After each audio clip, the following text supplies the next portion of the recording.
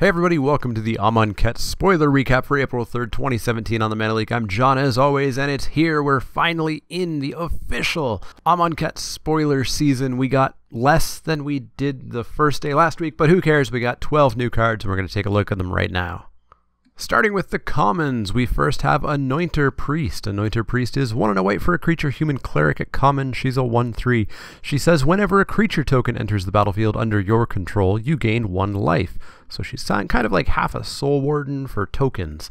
She also has Embalm for 3 and a white. Embalm, of course, being a sorcery speed ability where if this card's in the graveyard, you can pay that and get a token that's an exact copy, except it's a white zombie in addition to everything else and doesn't have a mana cost.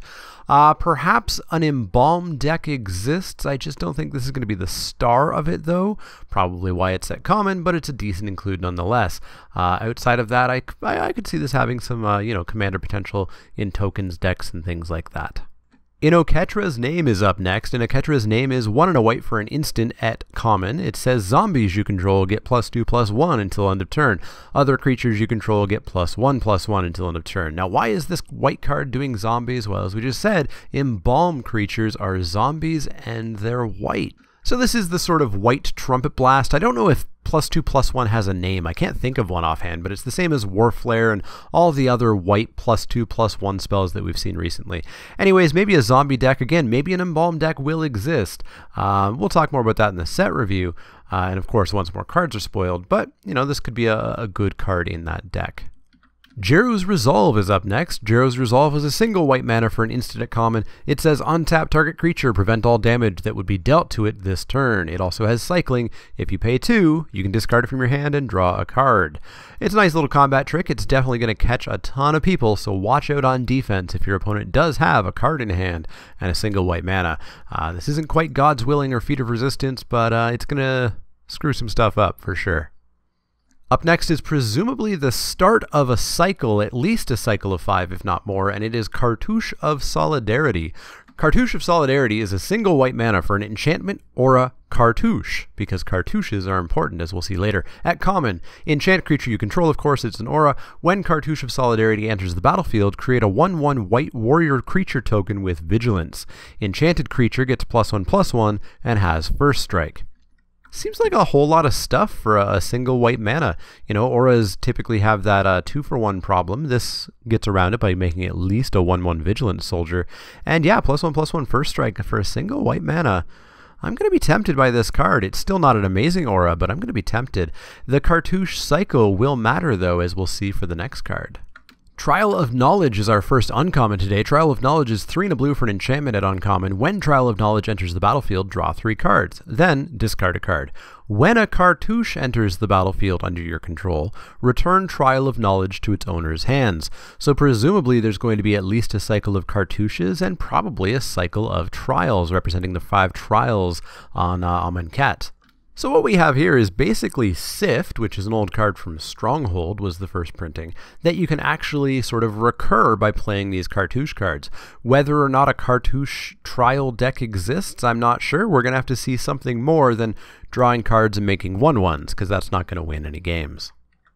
On-Crop Crasher is up next, and I'm never going to say this correctly, because I keep wanting to think that it is a crasher of crops. It's an on-crop crasher, but no, it's an on-crop, which is probably a place or something. Crasher, it's a crasher of on-crop. Anyways, it is 2 and a red for a creature Minotaur Warrior at uncommon. It's a 3/2, it has haste. You may exert On-Crop Crasher as it attacks. When you do, target creature can't block this turn. It's basically a Goblin Heel Cutter, except one that you can only use every other turn.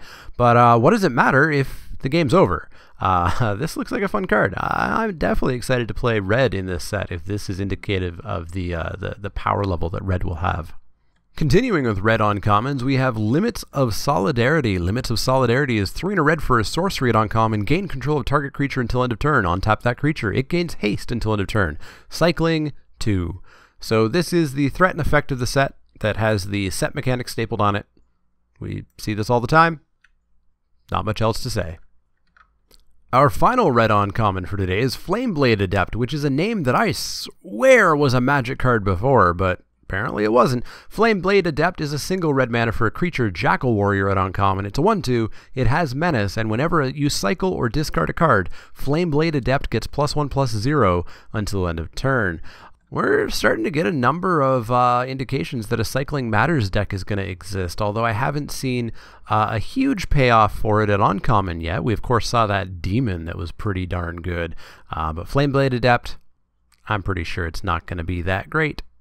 Moving on to a black uncommon, we have Nest of Scarabs. Nest of Scarabs is 2 and a black for an enchantment at uncommon. Whenever you put 1 or more -1/-1 counters on a creature, create that many 1/1 black insect creature tokens.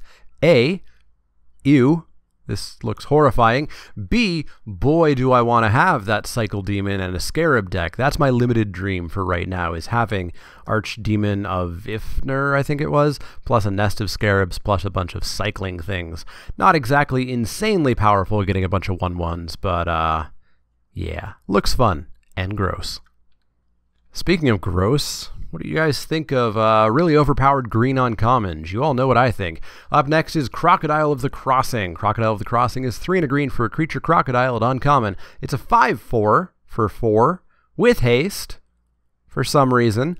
When Crocodile of the Crossing enters the battlefield, put a -1/-1 counter on target creature you control. So it has, thankfully, a slight downside that you very likely will be able to turn into an upside by having a Nest of Scarabs. And so you actually get a 1/1 out of playing this creature. All kinds of different value that you can actually get out of this. This just seems really obnoxiously pushed. It doesn't have trample. It does not have trample, so it's not going to be obnoxious levels like Untethered Express or Renegade Freighter. It also doesn't influence the board in such a massively positive way like Tusker did, where you could kill Tusker and that would basically do nothing because the damage was done. At least this can be chump blocked. You know, this can be dealt with for a couple of turns and then killed off, but still, I'm going to groan loudly when this suddenly appears and hits me for 5 out of nowhere on turn 4. Wizards, please stop. Please stop. Our final uncommon is our first, I believe, official Aftermath card. I'm not sure if the Dawn to Dusk Aftermath card has been officially shown yet, but we have Destined and Lead, or as we say with the Aftermath cards, Destined to Lead. Destined, the first half, is 1 and a black for an instant at uncommon. Target creature gets +1/+0 and gains indestructible until end of turn. A nice little combat trick. On the flip side, or the rotated side, the Aftermath side, is Lead, which is 3 and a green for a sorcery. So this is confirmation that our Aftermath cards can actually have different types. So the Lead side says, all creatures able to block target creature this turn do so. Never, ever, ever underestimate lure effects. They are good. They are real good. Is this card good? I'm not certain yet. We'll talk more in the set review. The final card revealed today, of course, is the big splashy one. We have Hazoret the Fervent. Hazoret is 3 and a red for a legendary creature god at Mythic. I think she's a she. She is a 5/4 indestructible haste. Hazoret the Fervent can't attack or block unless you have 1 or fewer cards in hand. Pay 2 and a red and discard a card. Hazoret deals 2 damage to each opponent. So this is the first of the 5 monocolored gods that we're going to see on Amonkhet. Similar to the Theros gods, they're not on all the time, although they are always going to be a creature, but they're going to have some sort of game state requirement before they can attack or block. And if Hazoret is any sort of indication, they're probably going to be able to turn themselves on somehow. Hazoret, of course, can discard cards while shocking your opponent to start attacking in as a 5/4 indestructible. Hazoret looks awesome. I'm super excited to play with these gods. I'm super excited to see the rest.